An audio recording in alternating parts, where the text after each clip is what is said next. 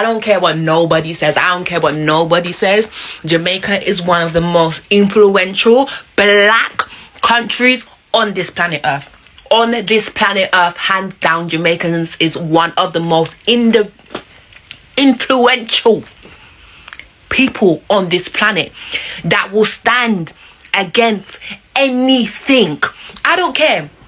Back in the day, everyone had to claim to be Jamaican to be accepted. I don't care. Nowadays, everyone's being accepted. Everybody's music is being accepted. Everything's being accepted. But we were standing out when none of us was really accepting. When they weren't even accepting black music, when they weren't even accepting them spaces, we were still standing out there and telling people exactly who we were and what we represent. And that is the reason why we stand as one of the most influential countries on this planet. And I don't care what nobody says, because we're a country of 3 million people. We're a country of 3 million people, and we influence from our lands all the way that way and all the way that way. Okay? So I just want to shout out. I just want to shout out to all my Jamaicans. And I just wanted to shout out to all the people that love Jamaica, because we're one influential motherfucking country and nobody can tell me differently. And I respect my country highly, and I will always talk about my country highly, because we're one of the top. And I don't care, the haters can come, but we are one of the most influential countries, and the reason why corporations and brands and everybody will continuously to watch what we're doing year on year on year, because we set records, period. Jamaica is one of the countries on earth that took over the world by capturing, occupying, and settling in the hearts of the people without ever firing a single bullet, without terrorizing, humiliating, or enslaving the indigenous people, and all that through the unstoppable power and the rhythm of reggae music. But even beyond that, the greatest gift Jamaica ever gave the world, one of the things Jamaica gave the world forever was, let me take this out, the Honorable Marcus Mosiah Garvey, and that's the star line. Hey everyone, and I'd like to tell you that you take a moment and think about the last time you heard a song with a catchy beat. Maybe an artist using a unique slang in a track, or someone with dreadlocks rocking a cool style. Have you ever wondered where these things come from? And today we're going to talk about a small nation with a massive global footprint. I'll be exploring how Jamaican culture, from its music and language to its passion and spiritual movements, have become a worldwide phenomenon, often without getting the credit it deserves.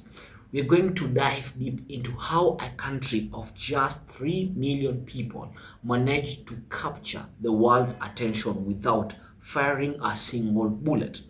We'll also take a look at why its incredible contributions are often borrowed, repackaged, and sold without a proper acknowledgement. So stick around, hit that like button to help us reach more people, and be sure to share your thoughts in the comments down below. And if you know someone who needs to see this or hear this, go ahead and share this video with them. Now let us roll the clips and get into the real story behind Jamaica's unstoppable influence around the globe.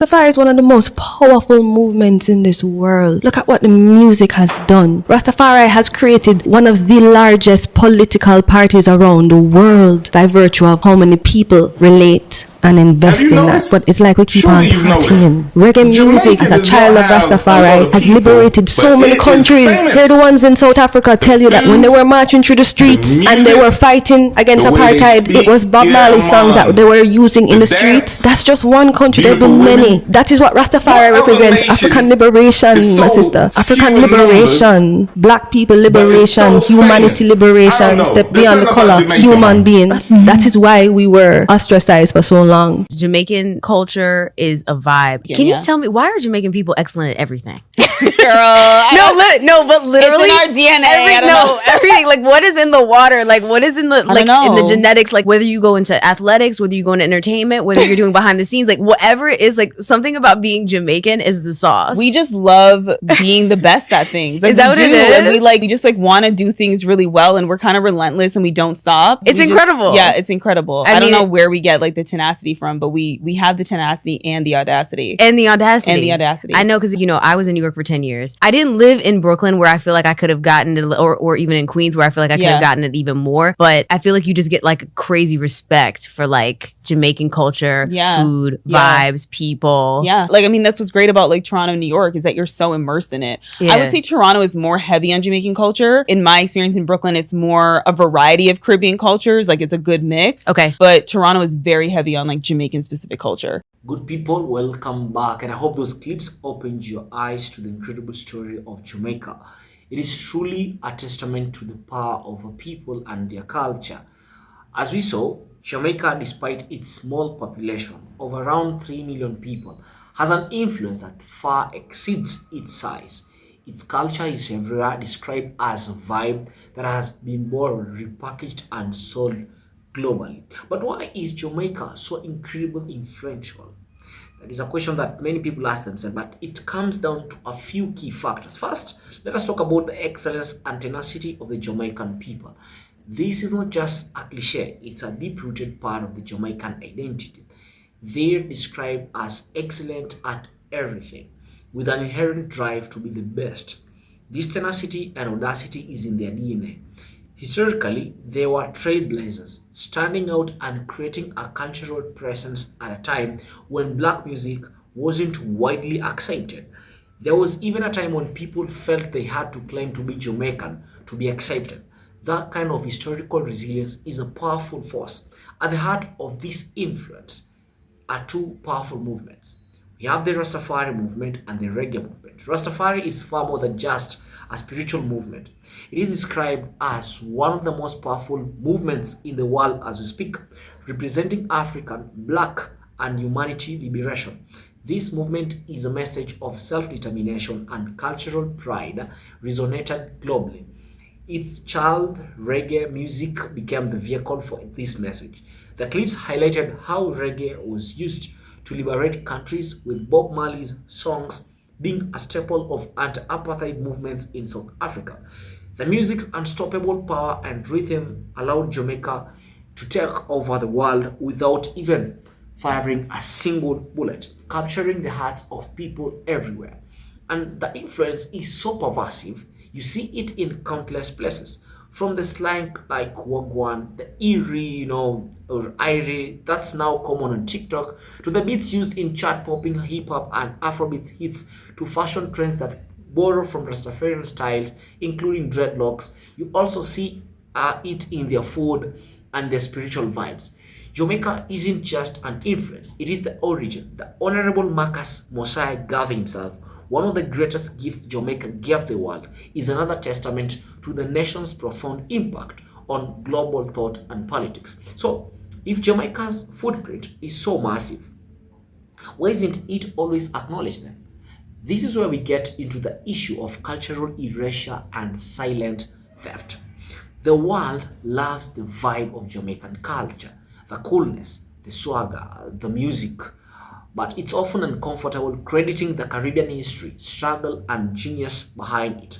Jamaica is often treated as a trend or a mood rather than a people with a rich history.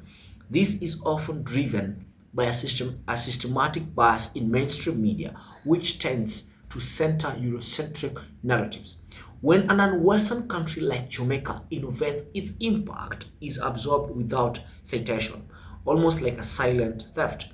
The clips also touched on a more insidious reason, a racial and a class-based perspective that views Black and Caribbean cultures not as intellectual property to be protected, but as a raw material to mine.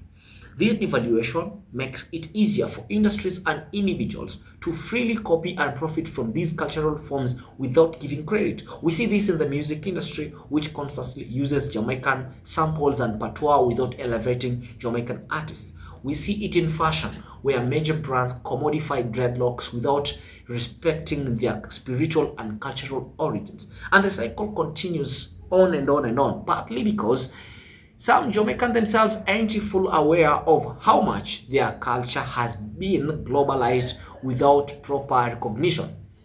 The clips have made it clear that until we learn to respect the root as much as the fruits, this cycle of silent theft will persist. So, the next time you hear a song with a distinctive dancehall beat or see a hairstyle inspired by Rastafari, remember the small island nation that gave it to the world.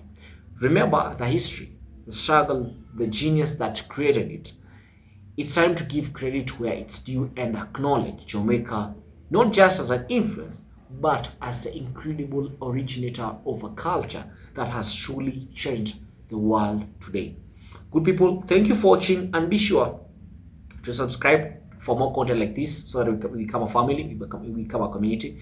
I'd like to see you next time, but don't forget to like this video so that it can be suggested to as many people as possible. Turn on post notifications so that every time I post a new video, you'll be the first person to get notified about my content. I hope to see you in my next video. Peace out.